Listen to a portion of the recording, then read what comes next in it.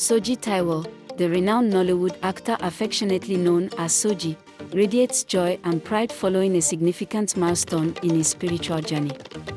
The actor recently shared heartwarming news on his Instagram page, revealing that he has been appointed as the head of the church at the CCC Glory of God Cathedral in Abeokuta, Nigeria.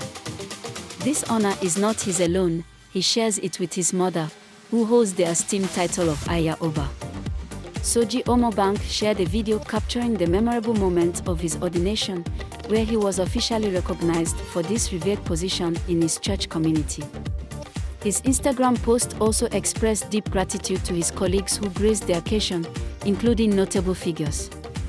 This appointment symbolizes a significant connection to his faith and the recognition of his dedication to the church. Soji Omobanke's Instagram post reflects his genuine supporters and well-wishers.